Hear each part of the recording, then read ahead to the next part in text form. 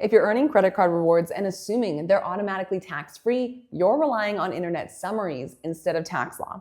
And that's where people get into trouble, because under the Internal Revenue Code, everything is taxable unless there's authority saying it's not. So the real question isn't, what did someone say online? The real question is, what does the code, the IRS, and the court actually allow you to rely on? So in this video, I'm going to show you the controlling statute, the IRS policy position, and how cashback actually works from a tax perspective, so you know what you need to do to avoid getting taxed on rewards. And I'm Jasmine DiLucci. I'm a tax attorney, CPA, and enrolled agent. I got my first tax license back in high school, and I represent clients in audits, appeals, and tax court, and this is what you need to know to get tax-free rewards without ending up in my office. We're going to break this down into 3 parts, okay? The law, the IRS policy, and the strategy for tax-free rewards, because once you understand these 3 items, you'll know exactly what you need to do to enjoy tax-free credit card rewards while staying within the law. Let's start with the law, because every income question starts with IRC 61, because IRC 61A defines gross income as all income from whatever source derived. And the Supreme Court clarified this definition in Commissioner versus Glenshaw Glass. Income includes undeniable accessions to wealth clearly realized over which you have complete dominion. Under that definition, credit card rewards would be taxable.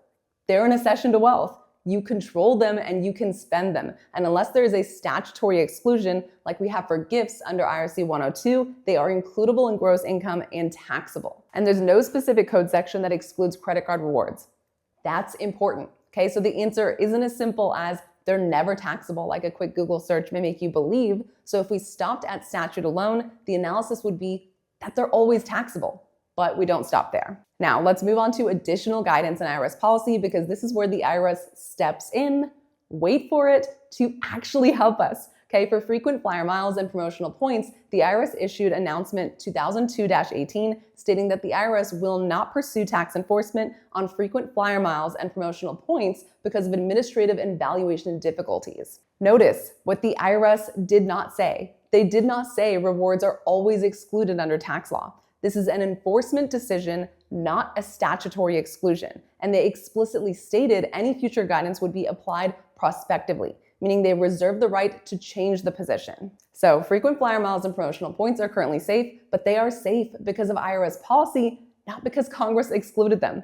Now let's talk about cash back, because this is where most people misunderstand the analysis and then make their rewards taxable. Now let's get to the strategy, okay? Because cash back is not analyzed under announcement 2002-18, it's analyzed under basis rules. Revenue Ruling 76-96 addresses manufacturer rebates and holds that a rebate reduces the purchase price under IRC 1012 and therefore requires a basis adjustment under IRC 1016. That is a very fancy way of saying cash back is treated as a purchase price reduction, not gross income. So if you purchase something for $10,000 and receive $1,000 cash back, your basis is $9,000. That matters, okay? Because it is the same thing as saying the $1,000 of cash back is taxable if the original $10,000 was a legal tax deduction.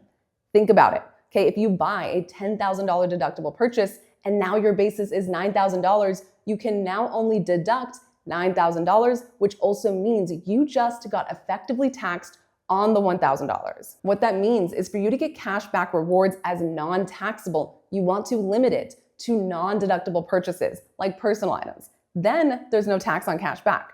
But the minute you begin doing it inside your business, the basis reduction reduces your tax benefit, effectively taxing you on the cash back rewards. So business rewards should be points and miles, so you're inside the IRS policy and escape taxation, and personal purchases can be cash back. So the mistake people make is collapsing all rewards into one category and calling it non-taxable. Okay, instead, because we know the default is the rewards are taxable under IRC 61, we want to make sure we fall within the approved IRS exceptions and escape the basis adjustment rules so that you can both enjoy tax-free rewards and make it through an audit with no exposure. And if you want more breakdowns based on actual code sections in court cases, subscribe, because real tax education should be accessible and defensible.